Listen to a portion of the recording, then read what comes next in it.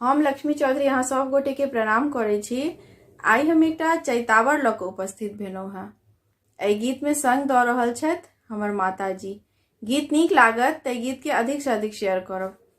धन्यवाद। देख लो मेरा सपन माहोड़ा सावरिया आयल। देख लो मेरा सपन माहोड़ा सावरिया आयल। सावरिया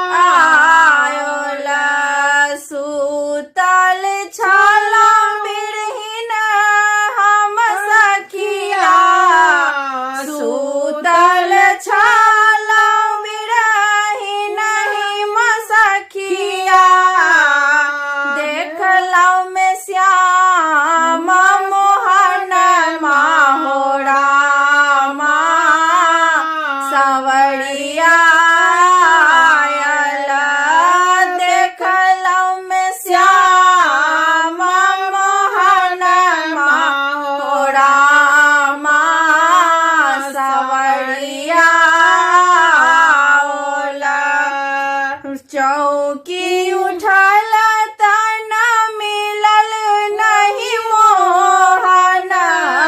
चौकी उठल तन मिलल नहीं मोहन। भरियल नीर नयन माहोड़ा सावरिया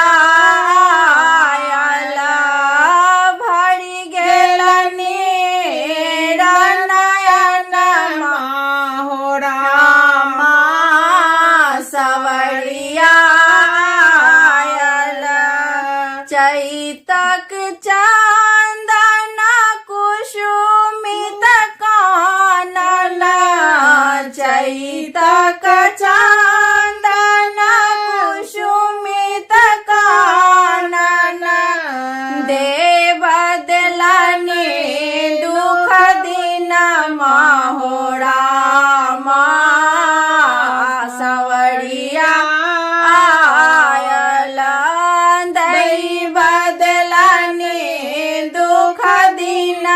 माहोड़ा सावरिया आयल। दुख मोहन मधुमासन आयल। दुख मोहन मधुमासन आयल।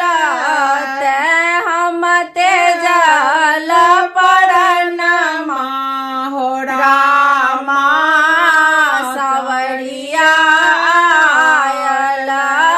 ते हम तेजल पड़न माहोड़ा सावरिया आयल। देख लो मेरा सपन माहोड़ा